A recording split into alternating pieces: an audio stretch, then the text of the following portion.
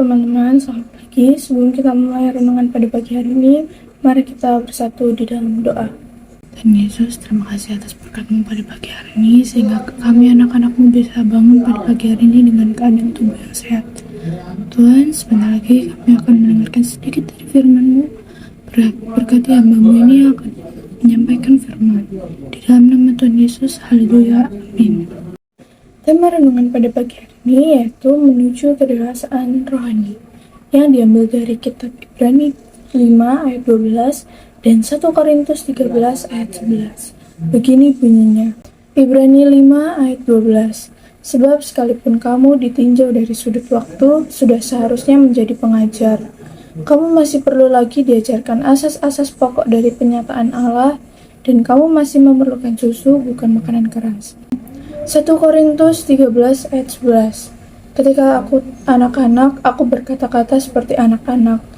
Aku merasa seperti kanak-kanak, aku berpikir seperti kanak-kanak. Sekarang, sesudah aku menjadi dewasa, aku meninggalkan sifat kanak-kanak itu.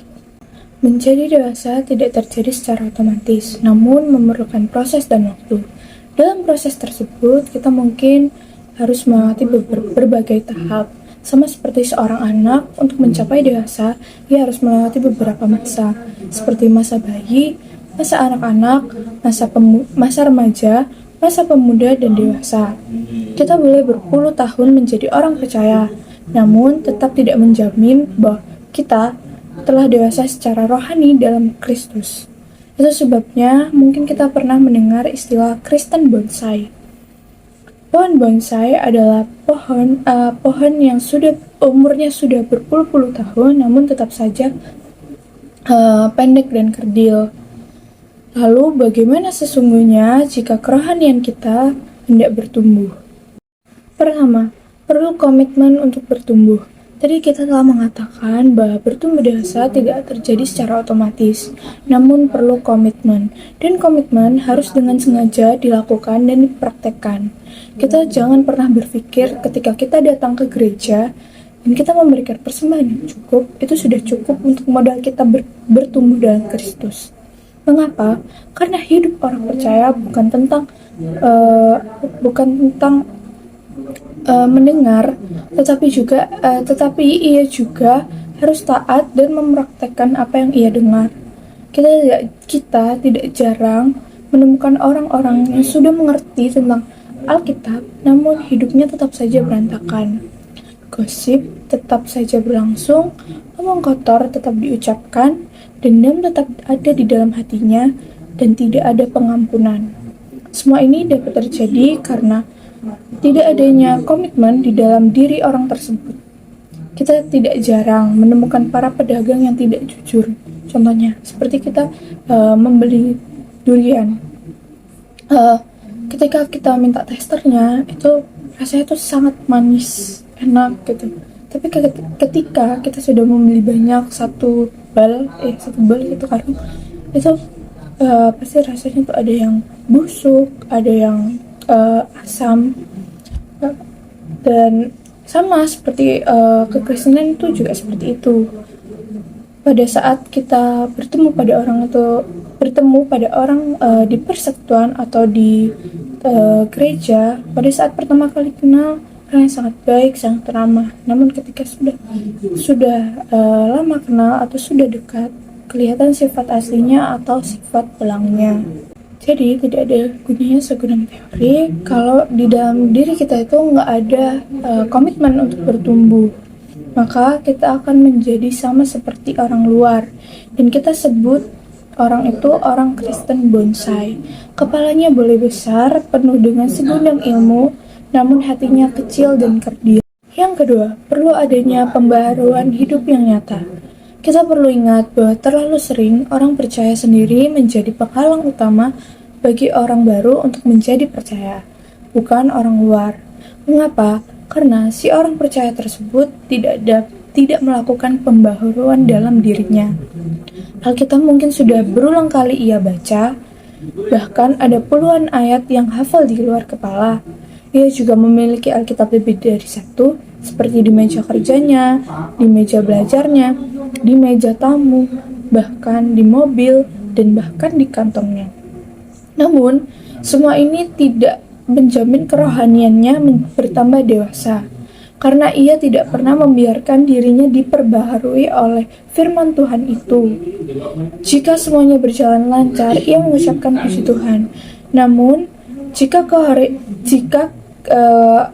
kondisi buruk menimpa, Tuhan pun dilupakan. Jika hari ini kita rindu menjadi orang percaya yang dewasa, maka kerohanian kita harus dikonsentrasikan atau diwujudkan. Orang luar tidak peduli dengan keaktifan kita di gereja, persekutuan, bahkan melayani. Namun yang paling penting adalah karakter dan integritas kita. Yang ketiga, perlu mengalami Tuhan secara pribadi. Jika seseorang hendak bertumbuh rohaninya, maka selain Alkitab yang dibacanya, ia juga perlu mengalami Tuhan secara nyata. Dan untuk mengalami Tuhan secara nyata, maka perlu waktu dan tidak dapat secara instan. Kadang kita perlu mengalami kesulitan, bahkan penderitaan dan tekanan, supaya kita benar-benar merasakan dan mengalami kasih Tuhan yang nyata itu. Tak kala Musa berumur 40 tahun, ia berpikir bahwa ia sudah terlatih dan memiliki semuanya dari istana. Sehingga dengan tekad bulat, ia berusaha membebaskan bangsanya yang sedang disiksa oleh prajurit Mesir. Namun, apa lacur perbuatannya terbongkar, sehingga ia terpaksa harus melarikan diri dalam pengasingan. Dan di sana ia mengalami kasih Tuhan. Pada saat umur 120 tahun, ia kembali diutus Tuhan untuk menghadapi Firaun untuk membebaskan orang Israel. Namun pada saat itu Musa mengaku bahwa dirinya tidak ada apa-apanya. Mengapa? Orang yang sudah mengalami kasih Tuhan, walaupun ia penuh dengan segudang ilmu dan keahlian, ia tetap saja merasa rendah di hadapan Tuhan. Studi Alkitab tidak cukup. Kita perlu pengalaman menyembah Tuhan, pengalaman persekutuan satu dengan yang lain, dan juga pengalaman penginjilan. Dengan demikian, kita bukan hanya dibangun dan diisi secara otak, tetapi juga hati. Sehingga kita benar-benar menjadi orang Kristen yang dewasa secara rohani. Ayat terakhir di renungan pada pagi hari ini yaitu Roma 8 ayat 28. Kita tahu sekarang bahwa Allah turut bekerja dalam segala sesuatu untuk mendatangkan kebaikan bagi mereka yang mengasihi Dia, yaitu bagi mereka yang terpanggil sesuai dengan rencana Allah. Amin. Untuk menutup renungan pada pagi hari ini, mari kita bersatu di dalam doa. Bapa, kami mengucap syukur untuk renungan kami pada pagi hari ini. Kiranya kami dapat benar-benar dewasa secara rohani. Tuhan, sebentar kami akan melanjutkan aktivitas kami masing-masing. Kiranya Engkau memberkati satu persatu dari kami dari awal pagi ini hingga nanti kami kembali istirahat. Di dalam nama Tuhan Yesus, haleluya, amin.